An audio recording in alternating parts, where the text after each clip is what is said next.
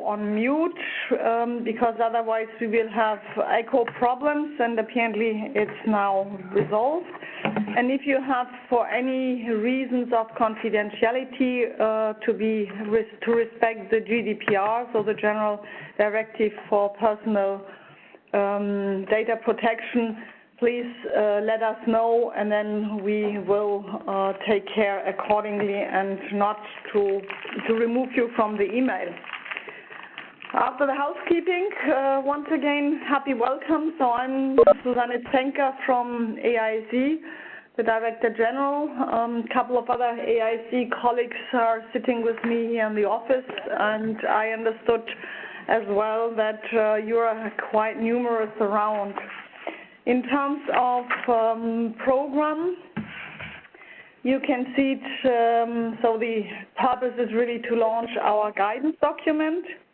In terms of program, I'm happy to welcome you, introduce, and I hope you feel already all warmly welcomed. Then Jan Notterdam from CSR Europe will make a short statement about their input, their experience, because they have contributed quite a lot in the establishment of our CSR, of our corporate social responsibility guidelines. They helped us to put it together. They provided a forward, and also when we started the stakeholder consultation, they helped in coordinating, collecting, gathering, and to include then relevant elements into the CSR guidelines for revision. And then as well, Sasha, he will give more from A.I.S.E, the head of sustainability, will provide more input about what is the content. In terms of, you have seen the program. In terms of very short introducing A.I.S.E, so you can see we are covering quite extensive range of producers of detergent and maintenance products across Europe through our network, so meaning 900 companies. The 900 companies, the house's calculation done, so we have 29 national associations, and by counting their members, counting our corporate direct members and associate members, ending up with a figure of 900. More than 60% are small and medium-sized enterprises, and I'm saying this because I think one of the targets, or a very specific and important target, is really to help small and medium enterprises in the on the issue of corporate social responsibility. So how to do, what can we learn, what are guidance, and to give also a toolkit. Very short on the market. So the market of the network is covering 35.9 billion euros, which is composed both of households and industrial sector. In total, 500 million consumers across the EU are covered, and directly 95,000 jobs and 360,000 indirect jobs. Let's go deeper now to the pillar of sustainability. I think it is definitely one of our key pillar and priority strategic enshrined also into our vision. So the industry vision is really expressed as following: a prospering cleaning and hygiene industry, which is a role model for serving society in an innovative and sustainable way. I think this is really the cover of what we are doing, and this in the framework of both the EU and the global UN level to help on the pillar of the social responsibility. So in this spirit, we developed specific guidance addressing the social responsibility areas. those being relevant for our sector, so meaning the cleaning and maintenance products industry in Europe. So we wish to remain and continue to be a leader on sustainability, also now addressing the impact on society through the guidance document. We just got one printed version in the office, and as well an evaluation tool helping the companies to address and assess the risks related to the sector, and this in 4 areas, and we will go then more in details: human rights, responsible labor practices, fair operating practices, and community involvement. So I think it's important to have those 4 pillars. So just seeing that we had a crash on on our screen, so I'm not sure whether you can still see something. So we are restarting sharing the screen so that you can see where we are. And I think with this, I wish you all a great webinar, and on the program supposed Jan to join, and I understood he joined, and I will give the floor then to Jan, who I introduced earlier on in the program. Okay, Susan, thank you so much for this, and first of all, let me express some happiness to be part of this celebration, because it's not every day that you have the launch of such an industry guidance, so we are very happy to be associated with this happening, and congratulations. I wanted just maybe to help in setting the context of this new guidance. Latest policy development over the last months and weeks and even days. And then I wanted maybe to insist on how much leadership of businesses have been critical within these policy developments around sustainability. And last but not least, that will be my third and last message, more in terms of maybe a challenge I would like to put to you and all the ones here participating in the webinar and your wider membership. So there are 2 key elements that happened over the last weeks and months. One, you might have noticed the adoption by the European Commission of a climate neutral Europe by 2050 vision that is for keeping really strong momentum for having Europe coping with the Paris Agreement that was adopted in 2015.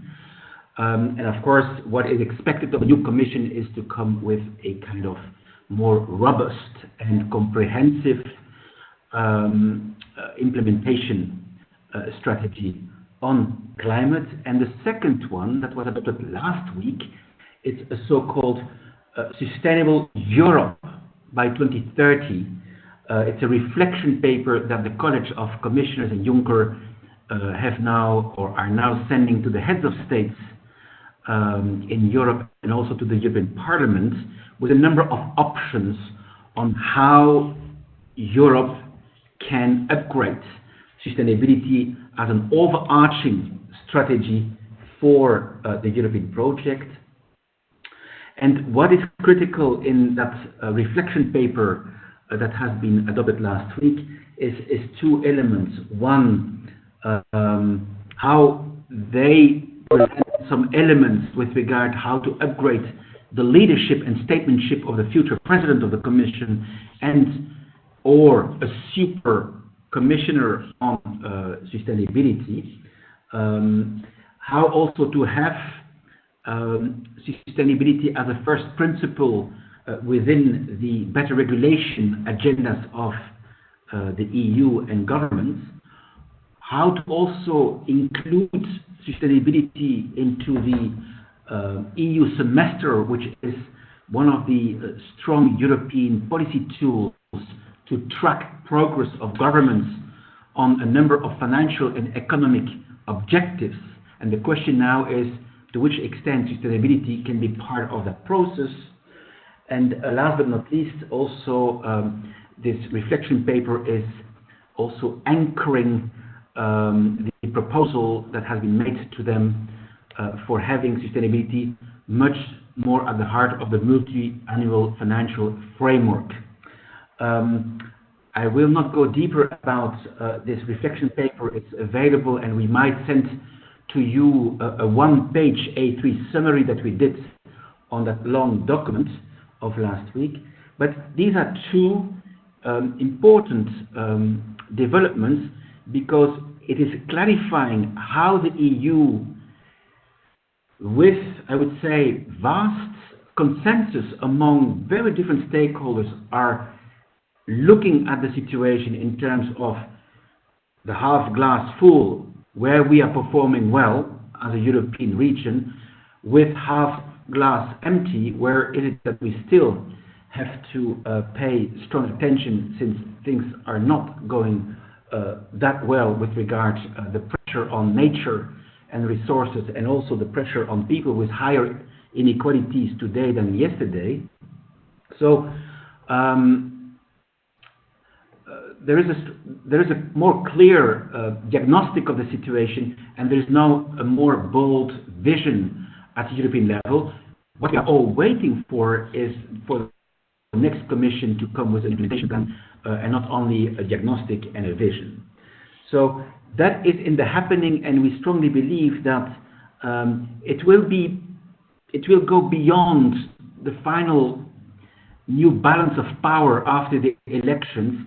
There are signals today showing that the future Commission, which will always be somewhere centered, driven, will have a much stronger Secretariat General that will play a much stronger role in the coordination on different environmental, climate, social agendas in relation to sustainability, because they have been doing a one-year schooling together with more than 30 stakeholders that have been part of and still are part of a European multi-stakeholder platform on the SDGs, and that have been helping the first Vice President, Mr. Katainen, and other commissioners, that has led to the reflection paper I was just mentioning.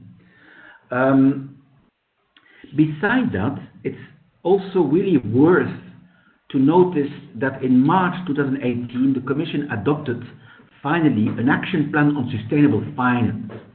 And currently, there is now a European laboratory where mainstream investors and mainstream industries and companies are working together with the European financial authorities and the Commission with regard how to come closer to a kind of total impact approach of companies and industries, with financial, non-financial performance, and then later with also tax transparency, so that we have a clearer picture of what is the total impact of a business on society and on sustainability.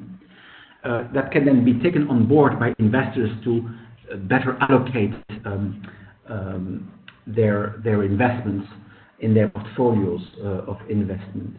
So that is a major something that is currently put in place. The other thing that is worth to notice is that currently and until summer 2019, there is also a so-called high-level group roundtable on Industry 2030. And they have a mandate to help the next Commission with a vision and strategy for an industry policy by 2030, where again sustainability is not at the march, but at the heart of that industry policy. Now, you have to know that some of these outcomes of these developments have, at the very start, initiatives that came from business. So Etienne Davignon from CISA Europe and some others went to see Mr. Juncker, Timmermans, and many others to say, you really have to include in your top strategy a capacity for a bottom-up approach where you use much more of collective intelligence from different stakeholders, from civil society, business, and other key players that can contribute in the making of a much more robust and comprehensive strategy on sustainability. It happened, it was a slow motion, but it was referenced as a kind of minor miracle that 30 stakeholders from BirdLife to Business Europe, with the trade unions, youth, families, and the Copa-Cogepa network of 21 million farmers, all of these stakeholders have been working together, and they have been able to forge an ambitious common consensus towards new goals, new ways of changing the fabric of the European institutions.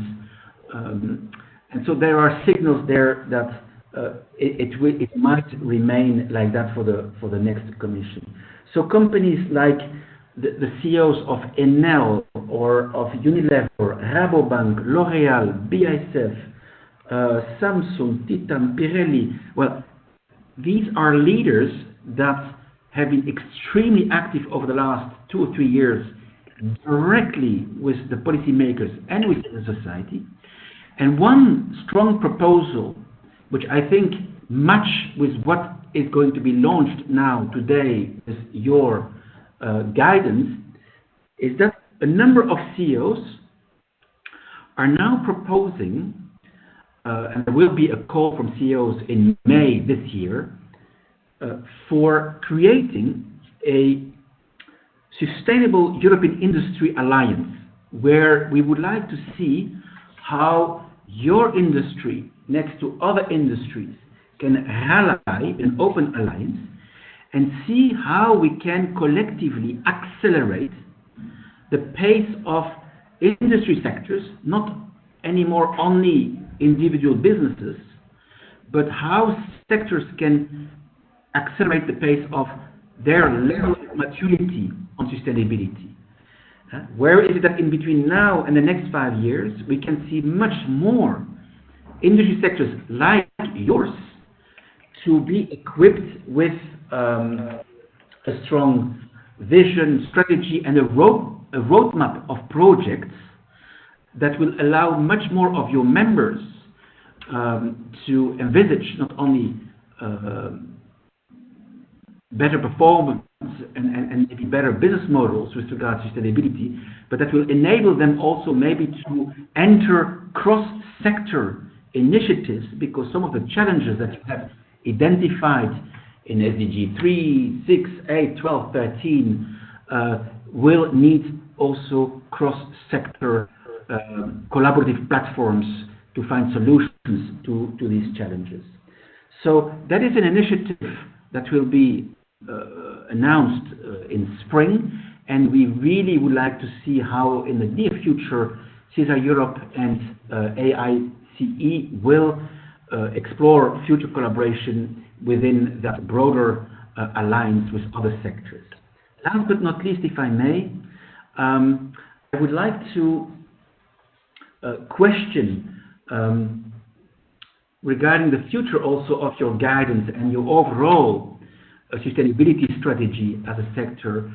Where is it that you are going to position yourselves and factories and businesses with regard to what some are already calling transforming business and factories into the learning and teaching factories of tomorrow, to ensure that the skills from 6 years old to 66 years old are constantly up to date with this fast movement of digitalization, demographic change, and digitalization, of course. So there is something there that I don't see yet as very dominant into your plans, but as it is said by the report of 2 years ago that is called Better World, Better Business, where a group of CEOs worldwide have been identifying this SDG 4 on quality education as one of the most impactful SDGs on all the other ones. So that is maybe a question I would like to put to yourself, also maybe for future discussions. It was already too long, sorry for that. I welcome again this initiative, and we are very proud that we have been able to be associated to it. Thank you so much. Many thanks, Jan, for this overview of the political environment, the expected changes, and what has been done over the last years, and the expected changes with the new Commission. Equally, with your hint to the impact it may have on the business and the way we need to be agile to take those into account. Thank you also for the questions. So I leave it with everyone to think about it, and maybe some have ideas in the question and answer sessions towards the end. But now I think it's my pleasure to dig into the guidelines, the content, and I give the floor to Sasha to have a short overview of the 4 pillars I mentioned earlier on, and to dig a little bit into the content. So Sasha, the floor is yours. Susanne, thank you very much. And Jan as well, thanks a lot for the great introduction. And indeed it was very great, or it's very great to have CSR Europe involved in our activities. What I want to start first with is really what it's all about. So why is it relevant to incorporate social but also environmental sustainability into core operations of businesses? So what we see from recent research is really that those companies which have an integrated sustainability strategy and governance structure and also implementation are better prepared to face financial but also non-financial risks, challenges, opportunities. So Jan was referring to that already in his introduction. And but then it's nice to see, of course, that this is something which is required today. But then when we look into, okay, how a company can implement those new operations within their core business, there's indeed a strategy, a roadmap on how to do that. So first of all, what is important that stakeholders and staff are involved in the whole process. And at the beginning, a company should really try to find a way to assess the risks related to social sustainability areas. So, well, of course, on environmental as well, but here today focus is on corporate social responsibility. So now I will focus on the social aspects. So that means really that companies first have to identify where they have an impact, and then afterwards define which social areas are important for the company. So which means where do the company really has an impact on? It's on the society, it's on the business, and also, well, on the environment. In the next step, it's important to manage the priority risk areas. First of all, from commitment of the company, but then also involving the value chain. So engaging with the suppliers, that's also important. And those companies which are committed to the Charter for Sustainable Cleaning know that very well, whereas we have a procedure on supplier selection, where we also already paved the way to think within the value chain. And then, last but not least, it's also important to be transparent about what companies are doing. It's important about the structure, how those procedures are being implemented, about the processes, but also about the performance. So it comes here then to the providing of reports. So you, here again, referring to the Charter, companies report annually to A.I.S.E, and that helps us to aggregate an overall picture of the industry on relevant key performance indicators. which are, by the way, going really into a very good direction. But also then, building on that, it's important to know where companies are, but then also to identify challenges on, for example, how to improve. And this is really, let's say, the roadmap how to get there. Maybe now a few words on our own process and roadmap, how we have developed those social responsibility guidance and also the toolbox for the companies. So we have, as we already heard, our sustainability initiatives. We have the flagship initiative on sustainable cleaning, so called the Charter for Sustainable Cleaning, where we have indeed quite a focus on environmental aspects. There are some elements on social criteria included, but indeed, let's say when we really look into the core aspects of social responsibility, these are not really covered by the Charter. We can be very transparent on that one. So that means that we really identified the need to come up with social aspects and to really improve the system, or let's say the A.I.S.E toolbox on sustainability in order really to help industry to move forward to sustainable development.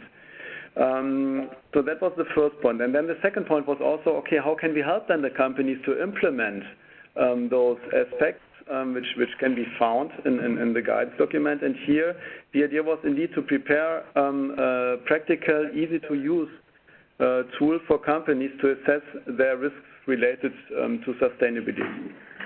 And about the development process, so we started the journey in 2015. Some of you might remember that we started with some workshops in the beginning because we really, as A.I.S.E, located here in Brussels, wanted to know what companies, especially small and medium-sized enterprises, would need in order to really implement a social responsibility policy within their management processes. Then we indeed took that into account, started to build up a first draft of the guidance document, and then afterwards we tested that again with companies during a workshop, and indeed, improved the document, taken comments into account. Also learning, what was nice also during the workshops was that companies shared best practices with other companies. So that also shows the openness of our industry, which is very great to see. And another aspect which was very interesting as well, to understand, especially from smaller companies, what they were doing as regard to social aspects without knowing that they were already doing good as regard to social responsibility, especially on those aspects which mattered to them. And they were completely astonished when we told them, well, you know, you have already, to some extent, a social responsibility policy in place. Maybe you just need to better implement it or document it and think about how to train your people. So that was a very interesting exercise for us here at A.I.S.E to learn then also from from the companies of our industry network. What we did then was we organized consultations with external stakeholders, came up to the final draft, and now it's a pleasure. We have the 13th of February 2019 really to launch the social responsibility guidance to the industry, and we're very proud that we are able to do that. Here, Susanne was already referring to the main topics which are identified, which are relevant for our industry when it comes to the social sustainability dimension. So here we talk about the fair operating practices, human rights, labor practices, but again, I think also very relevant especially for small and medium-sized enterprises, their involvement and development within communities. And here we heard, I already referred to the workshops. We heard very nice ways how companies with the manufacturing sites involve neighbors at open doors days, or inviting classes from schools how this indeed can help in order to of the community. Stakeholder consultation back, so you were wondering which kind of stakeholders we have. So actually, again, with the help of Europe, we were really able to connect with EU institutions, so we received good feedback. We also received very good feedback from neighboring industry associations, so to name, for example, CEFIC, the Chemical Industry Association. We also targeted relevant NGOs, so we really do NGOs which are active, for example, in human rights, also consumer associations. We targeted also trade unions, received also very, very full feedback, and of course, last but not least, also again the internal from our industry network. And so for us now a great opportunity to have created by the stakeholder consultation also the context with stakeholders, so that we can also follow up future and discuss aspects those areas which are covered within our CSR guidance. Okay, now I dive to the guidance document itself and 4 chapters that we include in the guidance document, so starting with human rights. So, may I, not everybody seems to be on mute, I have a little echo here, so maybe I ask you to Okay, so when it comes to human rights, I now dig really into the details of what can be expected from companies. So first of all, it's about a human rights statement. It should be clearly outline the company's human rights expectations of staff, but also business partners, looking, for example, into the value chain, and other parties which are directly linked to the operation of a company, but also to the products and the services. Then I referred already to the risk assessment. So and here we provide a self-evaluation tool for the companies, covering the impact resulting from the company's activities, and also those of its business partners. So it's also important to see really how business partners are dealing with the topic. Next point is about preventing and mitigating.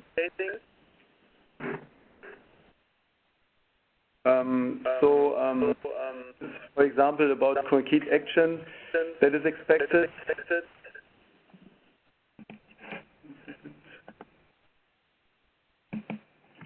Okay. Which is expected when the human rights impact is the direct result of the company's activities.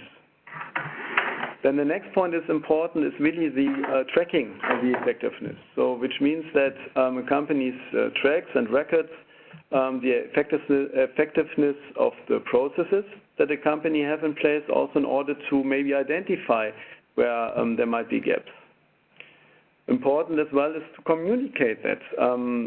So to show really and to demonstrate how a company is respecting human rights. So it's of course important to have the policy in place, but it's also very important that the company is really also talking about, also in order to maybe attract potential stakeholders, and of course it can only also help the companies with regard to the reputation.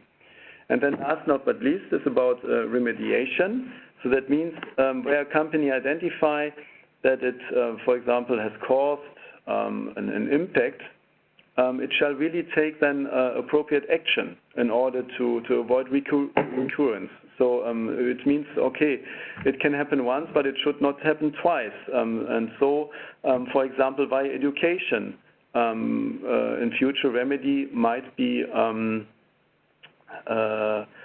avoided, and which means also that the company needs to find ways on how to correct the situation for the victim. So that's about the human rights. I'm now moved to the next chapter, which is about the responsible labor practices. 1 second. Voila. Responsible labor practices. So this is first of all about decent work. So that includes the rights at work. So, for example, the equal pay for work of equal value. Then a company shall refrain from using forced labor and child labor as well. Companies should also take care to provide a harassment-free environment at the workplace. There shall be equal opportunities free of discrimination for all staff. And it's also important to protect the personal data and privacy of the people working for the company. Then also social protection and social dialogue is important, and also occupational health and safety.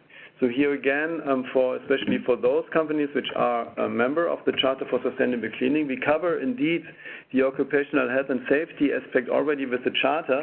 But since this is such an important point when it comes to the responsible labor practices, for us it was also a must then also to include this point again in this social responsibility guidance, because we think also that this guidance can also work aside of the Charter for Sustainable Cleaning. Nevertheless, together with the Charter, this guidance gives them the full picture.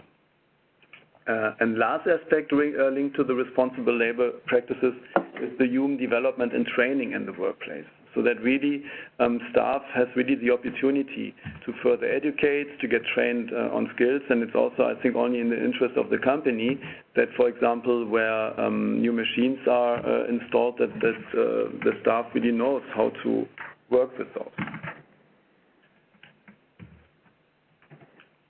The third chapter of the guidance is covering the fair operating practices.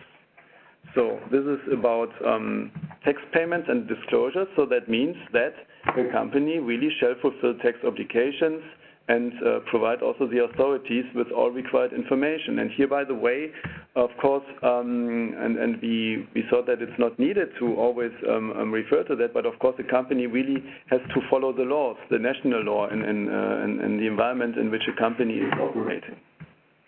Next point here on the list is the anti-corruption and bribery. So here again, we provide a little pathway for companies on how to deal with that. So first of all, it's about assessing the risks. Then it's about establishing a policy to tackle the most imminent risks. It's then about informing and or training employees and representatives on the policy and how to deal with conflicts of interest, bribery, and corruption. And important here is also being transparent about the policies, activities, and relationships in place. The next point is about responsible selling. And I remember that when we put together the guidance, that was really one aspect that a number of small and medium-sized enterprises raised during the work we carried out within the task force, which put those guidance together. So it's really about fair marketing and selling through clear, accurate, factual, and unbiased information and claims.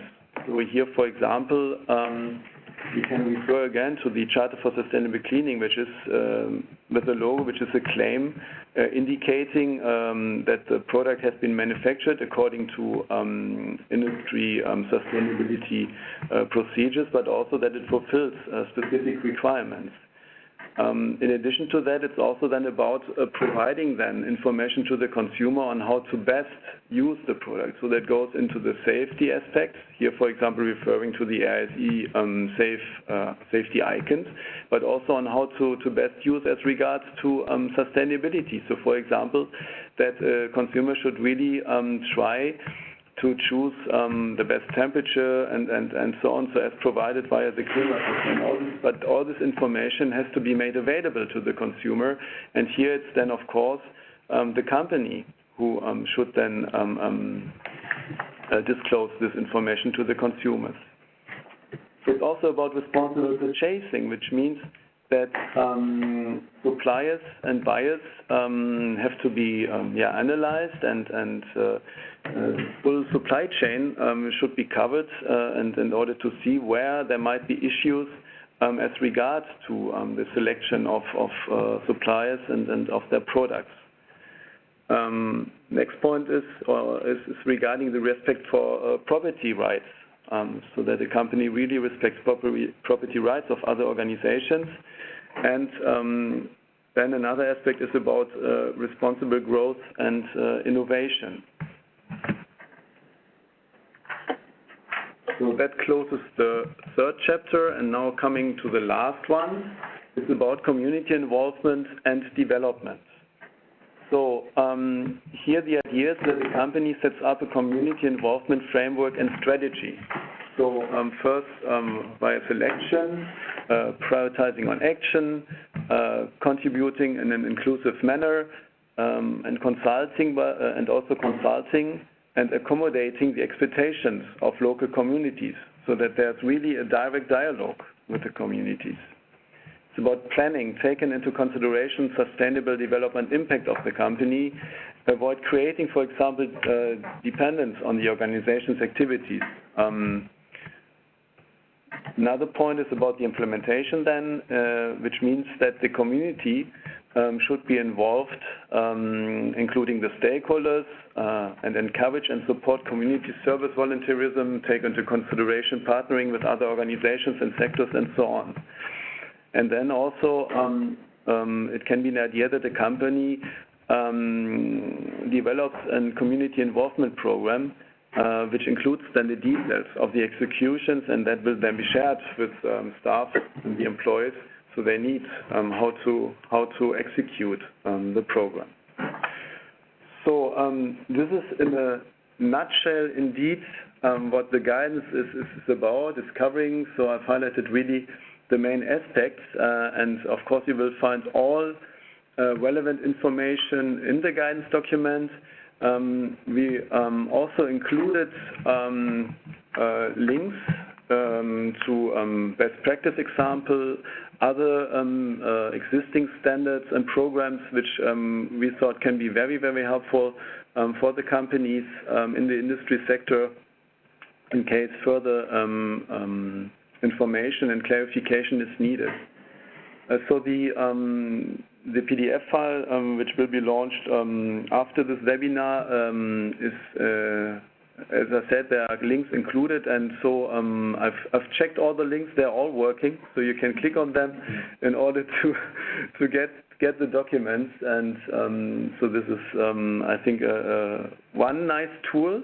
But another tool is indeed the self-assessment tool, on which I refer to. So this is, as you can already see here from the screenshot on the slide, it's a very easy web-based tool.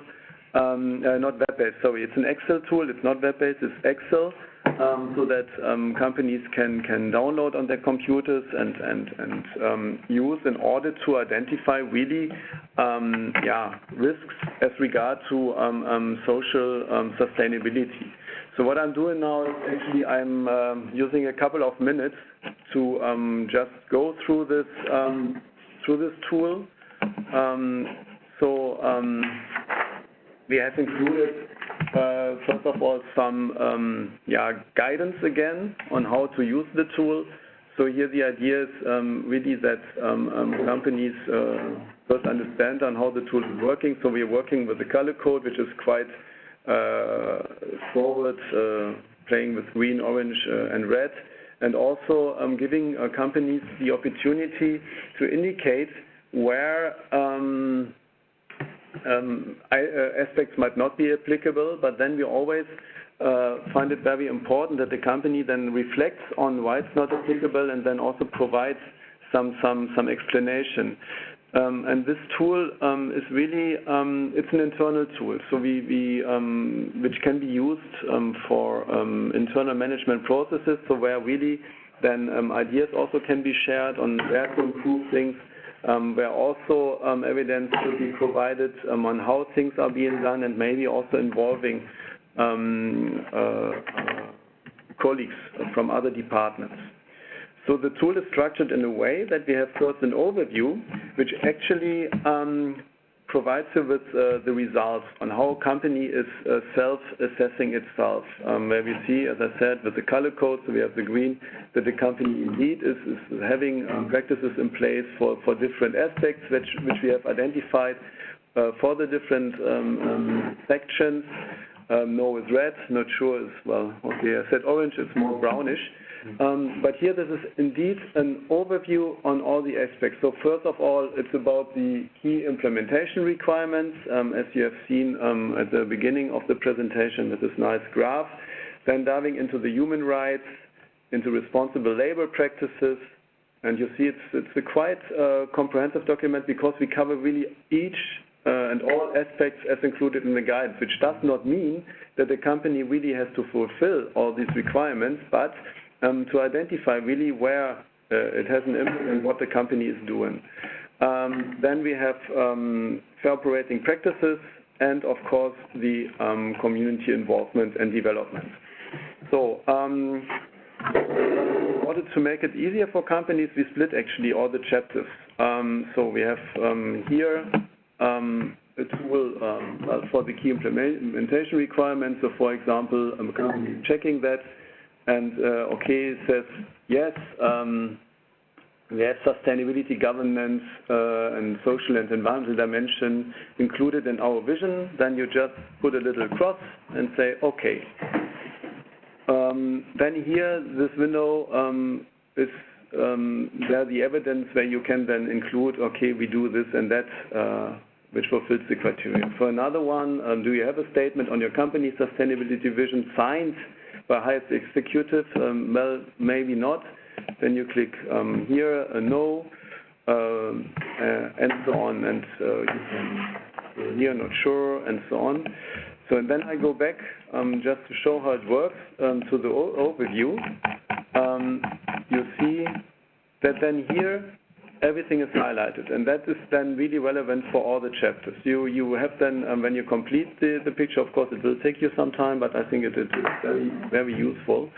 Then you can see really where you have green, where you have red, where you have brown, and then you can also identify, do a risk assessment, and see, okay, where your company really has to then maybe progress and where it might be not needed.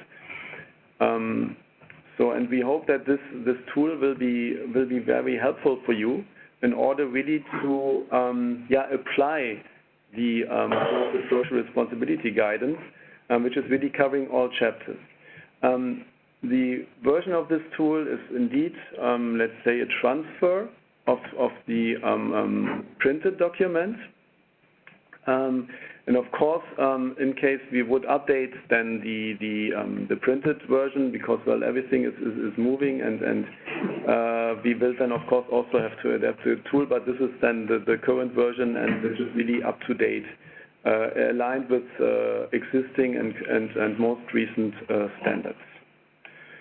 So moving back to the presentation, I have indeed now a question mark, and this is indeed, we also promised that we would have a kind of question and answer session, and well, I'm now risking something. I'm unmuting everybody, hoping not to create a huge echo, we will see. But then please feel free to raise questions you might have on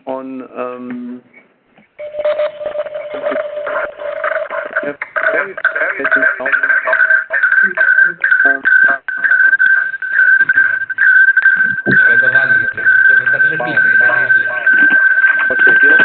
what I suggest is I mute everybody, and maybe if you can write your questions in this chat box, so that we then can try to answer the question during the call. Of course, what we do well is we collect all the questions, and we will then try to answer them as well afterwards.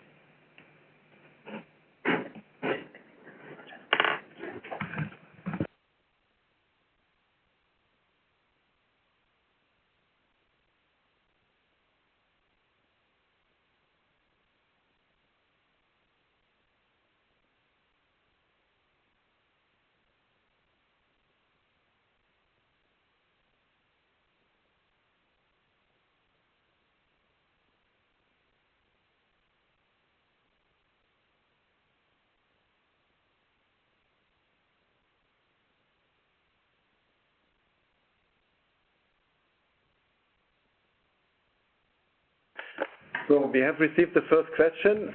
There's a question about whether there's any help desk. So in case a company has a question on how to interpret the guidance and or what to do, and of course, while we're here at A.I.S.E, we are more than happy, and I'm now going already to the next slide of the presentation, to welcome any feedback from the company. So we have here also where you can send your emails directly to me, and then we will proceed accordingly. But what I also would like to do is then to involve also the national associations, because there might be aspects which are very specific for specific countries, and then of course that would be a bit difficult then to answer those with a European perspective. Nevertheless, it would be also very interesting to hear back from you how you implement the guidance, because it can only help us then also with regards to improving the guidance, but also the tool, and also how we deal in future then with the social aspects of responsibility. You have also here the link where you can find after the webinar the information about the social responsibility guidance. So we will within shortly update the website. So we will include the link to the guidance document. We will include the link to the tool itself. But what we do as well is then also to provide a link to the recorded version of this webinar. And what will happen as well is here we will communicate on the launch of the guidance. So we will inform the stakeholders, not only those which actively contributed with their comments on the stakeholder consultation. Here also CSR Europe is helping us in conveying the message. So you will also see and read some noise, hear some noise about social media. So LinkedIn, we will communicate, and so then we see from there. So I see another question now from Mark, PNG. He says, I see every company can run a self-assessment, which seems to be user-friendly, so thanks for the comment. Would the SEND score list and question be used if a company would want to do an external audit? Well, I think here it depends indeed what would be required, requested by the audit, which kind of guidance would be followed. But since we align, for example, we have inspired ourselves very much on ISO 26000, which is normally not a verifiable standard. But here, indeed, there are parallels, and I think indeed that there are synergies which can be used for this. Then we have a comment from Jan from CSR Europe. It's important to have targets also on community involvement to enable boards to know about the return on investment and engagement. Yes, I remember that also yesterday during the workshop we talked about targets, and we indeed can only then also motivate companies only to do that internally, to set targets. We indeed follow this approach with our charter KPI reporting, where we also ask the companies to set internal targets, which then should be achieved during a specific time. So I think it's not only about setting the targets, but it's also about setting a time frame by when the targets should be met.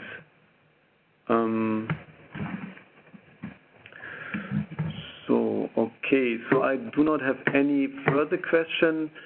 Now I think we have now 20 seconds to 2, so I think we can then close the webinar.